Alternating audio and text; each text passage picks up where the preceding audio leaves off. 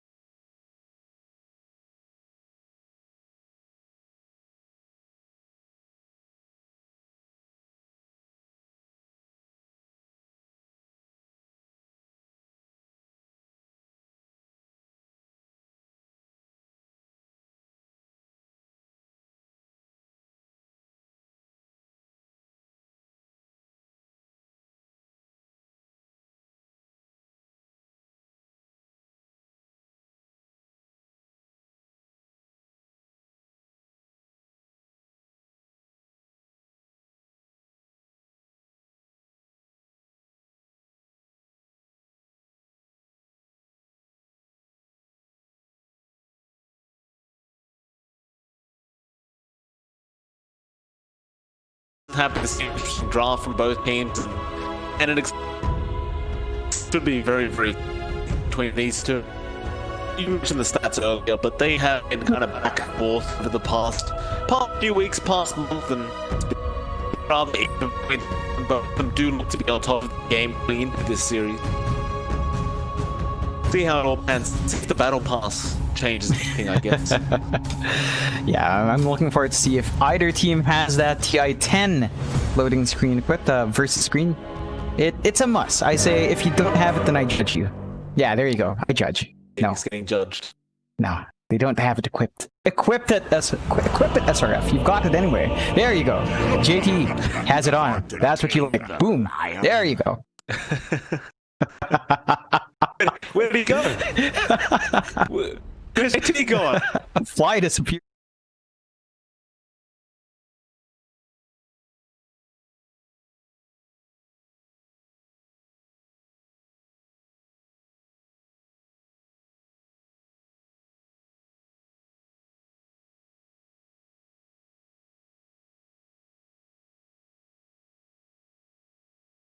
Okay, so someone bought like 2 sets and passed all of it to Emo and GT. Okay. Emo's got the TA torn as well. That's see, that one is direct BM, right? Like if you get a nice deny off or you Like that is, if I was spamming TA right now, or if I was playing TA, I would just spam them constantly. Oh yeah. Like that would drive someone nuts. Oh, this is not good. Gonna run straight into 5 heroes. There's a stun JT with the Fisher follow up, but a nice aphotic shield, and Fuck themselves. Oh, come on. Oh no. In a straight line, boys, 1 by 1. Can't all just group up like I love watching him scamper around out there. That's a bit of a whoop.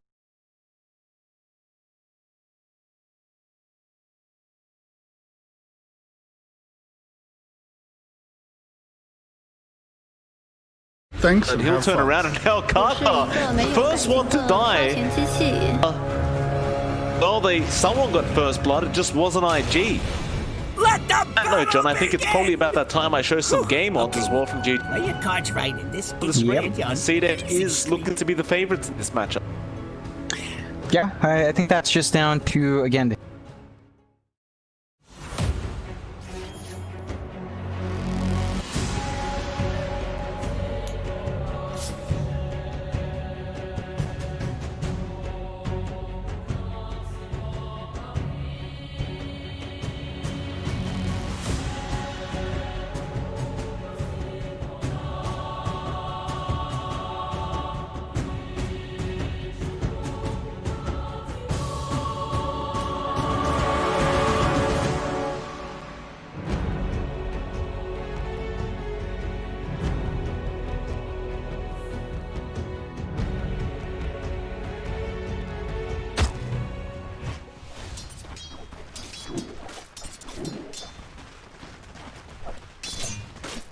Ultimately should be okay in the end. yeah, you really don't mind sacking the Mortis and living like this. You just force the Ursa to have such a hard time. That's the end. You already fly TP out, so they don't want this there. They make a bit of a tri lane of their own down bot. Okay. That's sometimes tri lane versus tri lane, but they're going to make SRF suffer quite a lot here on the Mars. They just dive the T1 Kaka. That is a lot to protect from that T1 tower. He'll be alright, he'll walk away, but now a Fish is going to be there from JT. Fly. Yeah, this tri lane doesn't really work out too well. It seems a bit weak in comparison to what CDEC was doing, and we're now with Victoria there on the add-on to support SRF. You're never really going to find this kills. You can just purge off any stun you throw out, and CDEC now bring in their own form of a tri lane. In fact, they'll TP SRF back up to the top lane now. Arme will join the spot lane up against Fly. And I don't think this is the laning stage that IG wanted to start with. And they may have to just run. Yeah, Fly. He's just going to run up to the top lane again. Oh, yeah, nah, that's a lot of time waste. He is missing out on a wave or two now in terms of farm. Not the best start for IG, even down mid. XM up against Emo. It's fairly even for now, but you do reach that level 3 mark on Emo, so just a bit easier to apply his own harass. But you're not going to be seeing too many kill ups here, so you're probably not going to get a huge advantage on Emo. He should focus on perhaps getting some stacks for himself as the game goes on to give himself that advantage. We see a lot of these lane swaps as well, where they just kind of run up through the map, but it feels like it puts your team too far behind doing this. Now you've got SRF level 3, Fly still sitting at 2. You've missed at least 1 creep wave, but more than likely, you know, sitting at 2 creep waves now that you've missed, if you are Fly.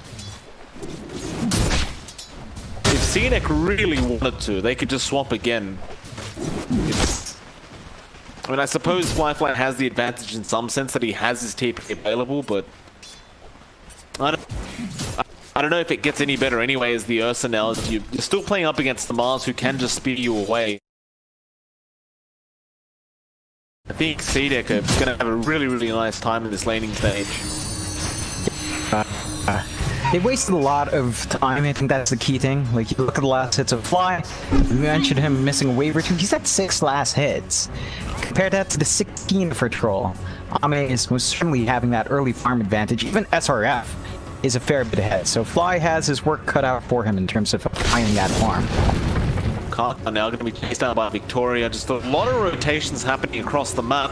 XM now even showing up. They're just trying to secure that boundary power route at the bot rune spot, but it's actually up at top. But he can just orb away and go and pick it up anyway.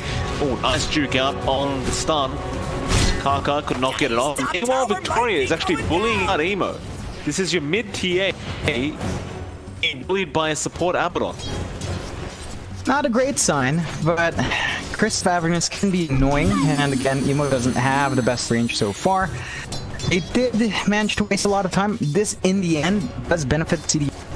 Like their sidelines are much more stable without the supports that you do find a little bit more, although JT has a bit of an EXP advantage, but not enough to worry Omni. Omni's still perfectly fine farming this situation. Well, on the troll, you're just focused on farm anyway, right? Like, it's not like the Earthshake is really going to be able to kill you by